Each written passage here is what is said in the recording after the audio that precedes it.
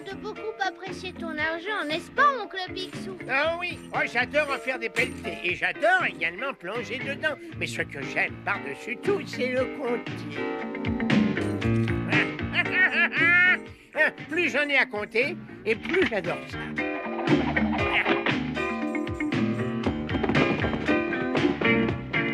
À demain, mes petits trésors. Dormez bien, soyez bien sages et surtout ne laissez pas l'inflation vous atteindre. C'est compris?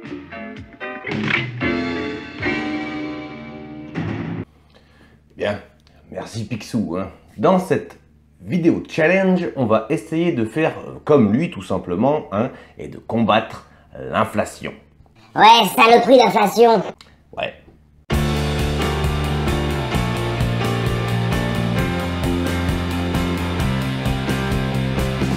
Alors, bienvenue dans ce nouveau numéro de ce challenge. C'est la 14e vidéo si je ne m'abuse. Aujourd'hui, je vais injecter environ 200 € dans des entreprises sur mon CTO avec Trade Republic. L'objectif de ce challenge est de me dégager un complément de revenu de quand même 500 € par mois, rien qu'avec les dividendes d'ailleurs. Et pourquoi tu balances que 200 balles cette fois? Ben tout simplement parce que j'ai besoin de fraîche ce mois-ci pour un petit projet que je vais bientôt vous montrer en vidéo. Donc 200 balles plus 200 balles sur mes plans d'investissement programmés. Pour ce mois-ci, je ne mets que 400 € dans la bourse. Et tu peux nous en dire plus? Non. Le seul indice que je peux vous donner, c'est que je vais racler les fonds de gamelle comme un viewer me l'a dit. Finalement, il avait raison et je vais même aller racler les fonds de poubelle, carrément. Je vous en dirai plus ultérieurement. Mais en tout cas, merci à lui pour l'idée. Racler les fonds de gamelle.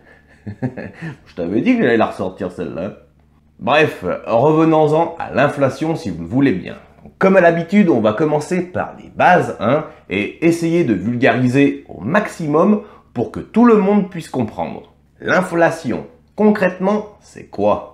Alors pour rester très basique, l'inflation est la perte de pouvoir d'achat de la monnaie. Ça se traduit en général par une augmentation durable des prix. Si la demande augmente plus vite que l'offre, les prix augmentent de par la rareté des produits. Ça me semble évident. Puis vient l'augmentation des frais auxquels doivent faire face les entreprises et qui forcément vont se répercuter sur les prix des biens et des services, qui augmentent à leur tour finalement. Imaginez pour ça une entreprise de transport par exemple, avec le prix de l'essence actuellement.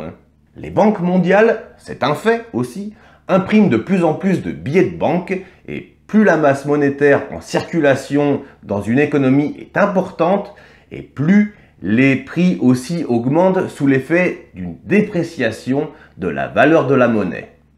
Tout est lié finalement. Mais l'inflation n'est pas toujours jugée néfaste par les économistes.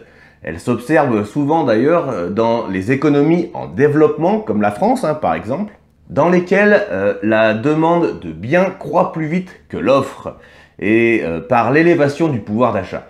En allégeant le coût de la dette, elle encourage à emprunter, ce qui peut stimuler durablement l'économie. Si l'emprunt, en tout cas, sert à des fins d'investissement, et pas en faire grossir que quelques-uns. L'inflation donc produit des effets sur le pouvoir d'achat des ménages. Et c'est ça qui nous intéresse aujourd'hui. Si les prix augmentent plus vite que les salaires, cela entraîne une baisse de la quantité de biens et de services qu'un ménage peut acheter. Évident. On se retrouve à payer 2 € un truc qui, à 6 mois, valait 1 €. Mais tout ça sans que notre salaire augmente. La loose, quoi.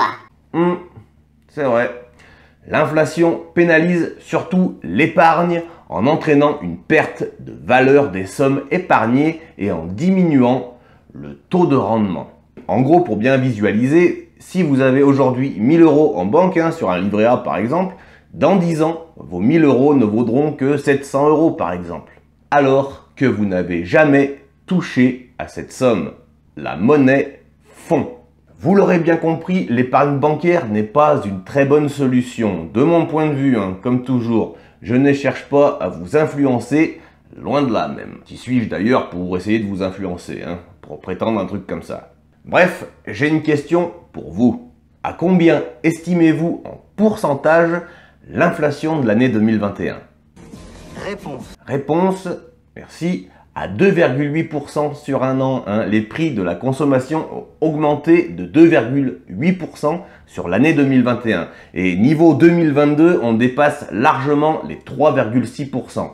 Cette hausse de l'inflation résulterait d'une accélération des prix de l'énergie et dans une moindre mesure, celle des services. Tu vois bien qu'avec ton livret A à 0,5% ou à 1% d'ailleurs depuis février je crois, tu n'es pas prêt de gagner quoi que ce soit. C'est acté ça aussi, rien qu'à voir combien la Oldsmobile me coûte à la pompe avec ses un peu plus de 25 litres au 100 ou l'augmentation impressionnante de ma facture EDF alors que nous consommons chez moi de moins en moins. Est-ce que c'est une fatalité? Réponse. Non. En bourse, par exemple, on va essayer, comme ce bon vieux Picsou qu'on a vu en intro, de ne pas se décourager et de trouver des solutions. Et pour cela, on bifurque tout de suite sur Morning, ainsi que mon broker Trade Republic. On va essayer de trouver tout simplement de bons rendements, avec une augmentation des dividendes de 4% minimum chaque année. Et surtout des entreprises safe. Car oui, ce n'est pas le tout de trouver un bon rendement, il faut bûcher un peu plus que ça. Et pour ça, justement, je n'ai rien inventé, on va directement voir sur Morning. Allez, bienvenue sur Morning Pro les amis. Je me suis permis de mettre quelques filtres, à savoir un dividende sans interruption depuis au moins 10 ans, un rendement d'au moins 5%, d'une croissance de dividendes sur 5 ans d'au moins 4%, car je vous rappelle que mon CTO est basé sur les dividendes.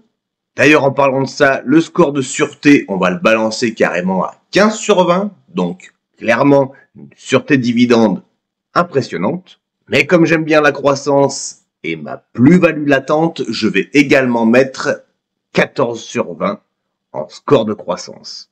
Concernant la fréquence du dividende, je vais tabler sur 12 fois par an.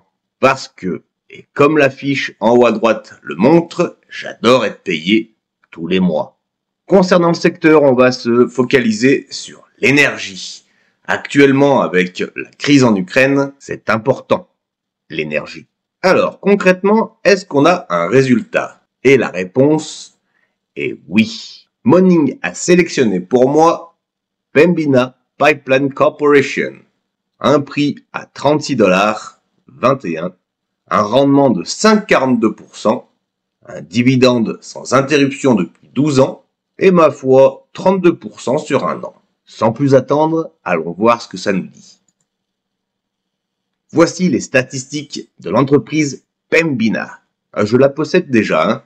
Un rendement comme on l'a vu de 5,42%, un sûreté de dividende monstrueux considéré comme sûr de 16 et un score de croissance au bon potentiel de 14. La croissance du dividende sur 5 ans est de 5% par an avec une capitalisation de 20 milliards. Bien, voici le code ISIN. CA veut tout simplement dire Canada. La description de l'entreprise, mais en gros, c'est des services de transport et des services intermédiaires de l'industrie, de l'énergie, des pipelines, quoi. Le prix sur 10 ans, avec mon petit PRU qui se trouve ici, et la comparaison des performances, 32% sur un an et 53% sur 5 ans. Quand le S&P 500 par exemple fait 7% sur un an et 78% sur 5 ans. On poursuit avec l'historique du dividende. Pour l'instant, il est de 1,99$ par an. Et la fréquence, je dois bien l'avouer, de 12 fois par an me fait de l'œil. Je vous laisse les finances, la croissance annuelle, la rentabilité, ainsi que sa santé. Bien, Pembina, je pense que ce mois-ci, c'est pour toi. Le prix est de $36,21, pour environ, on va dire 32 €. Bien, et si on allait l'acheter sur Trade Republic? sans transition aucune, directement sur Trade Republic. C'est dingue comme j'arrive à switcher rapidement. Allez, c'est parti, on va la chercher, elle doit être vers le fond, hein, je pense. Pembina. Une des seules qui est en vert. Alors, concernant Pembina, actuellement à 33,10 €, j'ai une position, une action, pour un prix d'achat à 27,54 €. Les dividendes, on l'a vu, 12 fois par an, une fois par mois, actuellement en mars 2022 à 15 centimes d'euros. L'avis des analystes, ces analystes ont donné leurs estimations, 44% d'acheter et 56% de conserver. Hop, et le code ISIN à la fin. Bien, allons-y. On a dit créer le plan d'investissement programmé en mensuel, en début de mois, soit le 4 avril. On a dit 200 €. Je valide et je crée. Le plan d'investissement a été créé. Invitez un ami et recevez une action offerte. Pour cela, amigo, je vous laisse checker en description. Bien, si on check ma gestion des ordres, dans 17 jours, je serai encore propriétaire de Pembina pour 200 € de plus. Et voilà les amis, concernant mon portefeuille d'ailleurs, il est accessible, il est public sur Moning. Le lien est également en description. Et voilà, amigo, continuons, si tu le veux bien, à faire de la vulgarisation boursière pour que des personnes lambda, comme toi et moi, puissent enfin se constituer un avenir. Je ne suis clairement pas un conseiller financier et mes achats ne regardent finalement que moi. Je te partage juste, via YouTube, ma petite expérience et surtout mon point de vue. Si tu as une autre façon de raisonner d'ailleurs, dis-le moi en commentaire, je serais très intéressé de te lire. J'espère que cette vidéo en tout cas t'a plu et que tu as appris quelque chose, c'est bien là le principal. Abonne-toi si je le mérite mon ami. Pour les sites que j'ai utilisés dans cette vidéo, ils sont en description si tu veux aller checker par toi-même. Moning, premièrement pour visualiser sur une seule ligne ton empire financier et Trade Republic pour investir en bourse plutôt facilement. Sur ce, prenez soin de vous et surtout restez motivés malgré l'inflation. Bisous. Cette fois, je vais enlever d'abord mon micro et ensuite vous péter la gueule.